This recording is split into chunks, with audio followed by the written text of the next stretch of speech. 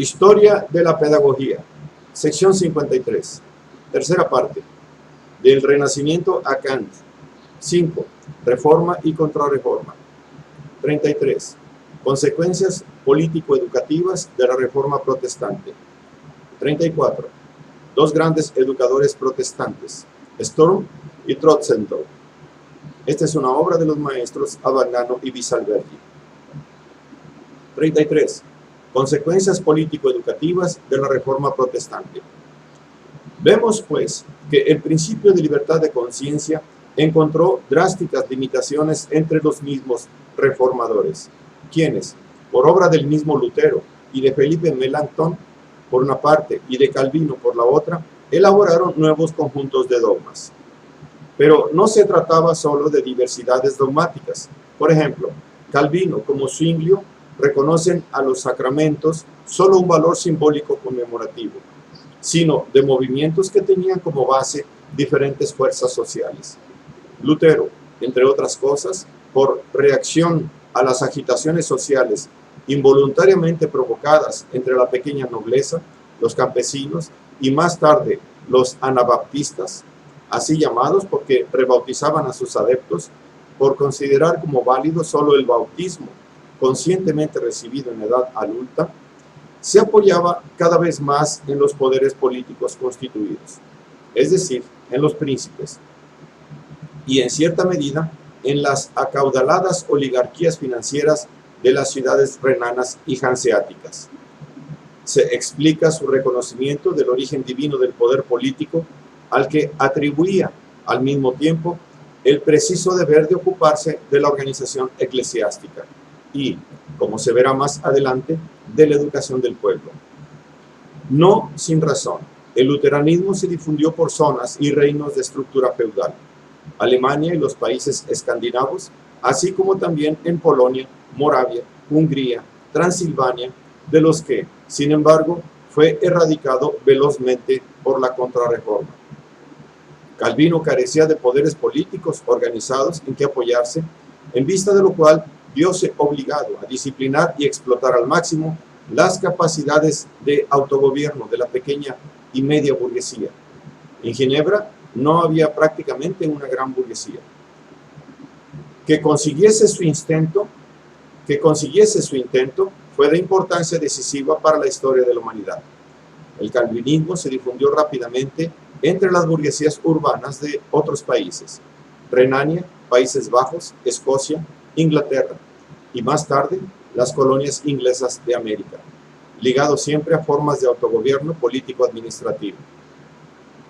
Única excepción fue el fenómeno hugonote, nombre que se dio a los calvinistas franceses, ligado a la rebeldía de la nobleza ante la centralización monárquica, de tal forma que se difundió notablemente en el campo, mientras la burguesía urbana, que en Francia no podía esperar sino beneficios del absolutismo real, se mantenía acérrimamente católica.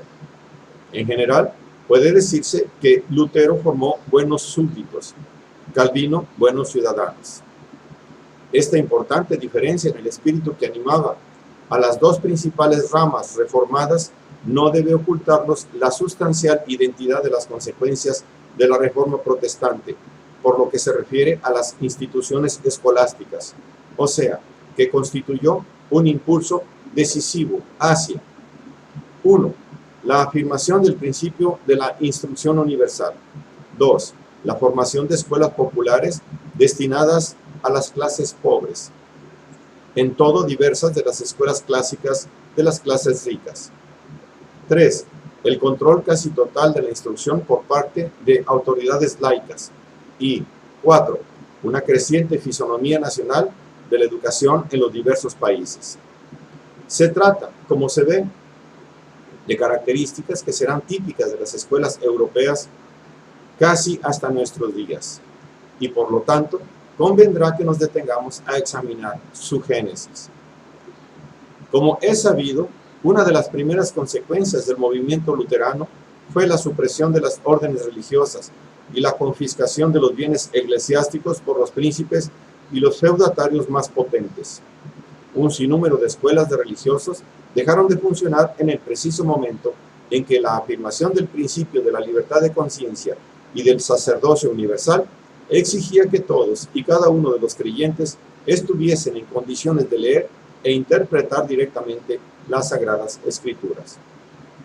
Lutero dirigió cálidos y elocuentes llamamientos a la nobleza alemana, a los magistrados de las ciudades y a los príncipes, a fin de que proveyesen a la instrucción de todos los ciudadanos, mujeres y varones. Pero en sus llamamientos, al igual que en algunos escritos sobre el problema educativo, distinguió siempre, con creciente vigor, entre el tipo de instrucción útil para las clases trabajadoras y la que convenía a los adinerados. No era indispensable conocer las lenguas clásicas para actuar el principio de la libertad de conciencia. Él mismo había procedido a traducir nuevamente la Biblia en una versión que constituiría el monumento fundamental del moderno idioma alemán. Por lo tanto, a quien estaba destinado a un oficio manual, le bastaría frecuentar la escuela 1 o 2 horas al día, lo suficiente para aprender a leer y escribir en vulgar, dedicando el resto de su tiempo al aprendizaje de un oficio. Lutero desprecia el latinajo escolástico, por ejemplo, de las asnadas de los autores Otto, no menos que los humanistas, y con más fervor aún que estos, anhela que quienes se dedican al estudio saquen de la lectura directa de los textos originales no solo lecciones religiosas, sino históricas y científicas. O sea, las lenguas para él tienen una función instrumental. Son las vainas en que está guardada la espada del Espíritu.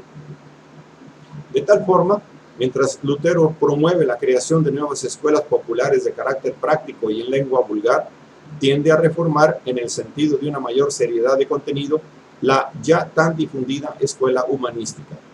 Entre una y otra escuela no se preocupa de establecer ningún nexo, si bien se afana por crear entre todos los fieles un profundo lazo cultural afectivo, estimulando la música sacra y el canto religioso en coro. Él en persona escribió y compuso himnos con los que imprimió un sello particular no solo a la religiosidad, sino al espíritu mismo de Alemania. Algo importante de la posición de Lutero ante la pedagogía es su enérgico rechazo de los métodos constrictivos y violentos. Según dice, es necesario hacer de modo que los niños encuentren en el estudio igual o mayor placer que en los juegos. Felipe Melanchthon, forma helenizada del apellido Schwarzer, 1497 y 1560, amigo y colaborador de Lutero, menos intransigente que éste en cuanto a teólogo, humanista, insigne y reformador de la educación en Alemania, al punto de ganarse el título de preceptor Germanae, logró establecer en el campo educativo un feliz equilibrio entre la tendencia realista de Lutero y la presentada por Erasmo, de quien fue siempre profundo admirador, más formal y preocupada por la elegancia y armonía literarias. No faltaban entre los reformadores quienes combatían contra los estudios humanísticos en defensa de la pureza religiosa, pero Melanchthon los definía enemigos del género humano y los exponía con pintoresca eficacia al desprecio general. Quienquiera que hoy, so pretexto de la religión, abomina de las buenas letras, es más feroz que un oso y más impío de lo que han sido jamás los epicúreos turcos.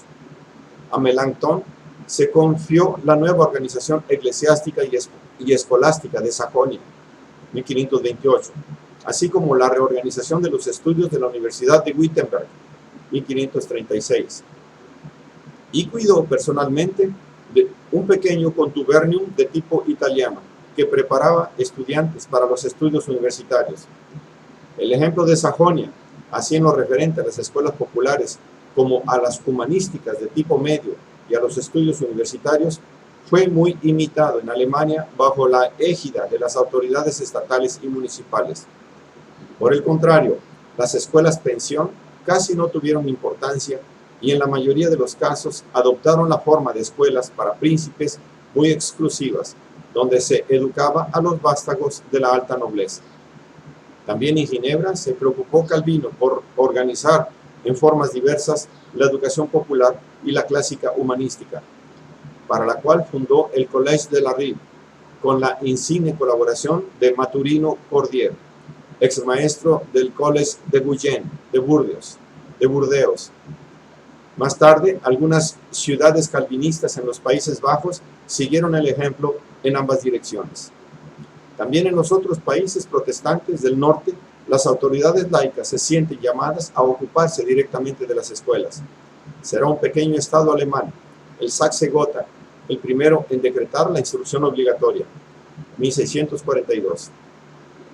La creciente importancia atribuida a las escuelas de lengua nacional, la atención que empieza a otorgarse en las escuelas humanísticas a la lengua vulgar, por ejemplo, mediante ejercicios sistemáticos de traducción, la sustitución del universalismo católico por iglesias nacionales y, en fin, la influencia de los poderes políticos sobre estas y sobre las escuelas son causa de que lentamente vaya abriéndose paso la idea de que la educación tenga y deba tener un carácter nacional, es decir, inspirado en las tradiciones de un pueblo, del que exalta los valores peculiares, con objeto de preparar buenos ciudadanos y soldados para las pruebas que reserva el futuro. 34. Dos grandes educadores protestantes, Sturm y Trotzendorf. Es digno de especial atención el hecho de que las dos más famosas escuelas protestantes de carácter humanístico hayan sido escuelas públicas municipales. La primera fue fundada por Juan Sturm, amigo de Erasmo y de Melanchthon, en Estrasburgo, mediante la fusión y reorganización de otras escuelas preexistentes. Sturm quería una escuela amplia y numerosa, tanto porque a maestros y discípulos estimula la variedad y el número, mientras que languidecen en la escasez y la soledad, como para poder ordenarla en forma nacional. El gimnasio de Estrasburgo era simultáneamente escuela elemental y media, con lecciones obligatorias y continuas, 9 años, más tarde 10. Se empezaba a los 6 años de edad, y escuela universitaria, 5 años con lecciones públicas y libres. La organicidad y gradualidad de los programas era objeto de una esmerada atención. Las lenguas clásicas reinaban supremas.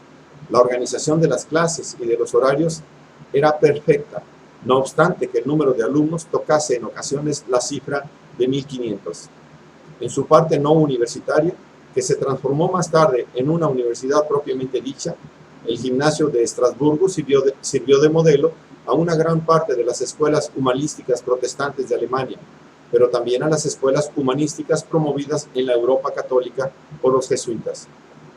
Fundándose en una idea de Sturm, Valentin Friedland, denominado Trotzendorf por el nombre de una aldea eclesiana donde había nacido de modestos campesinos, fundó en Goldberg un gimnasio organizado como una república en miniatura con senadores, cónsules, cuestores, etc.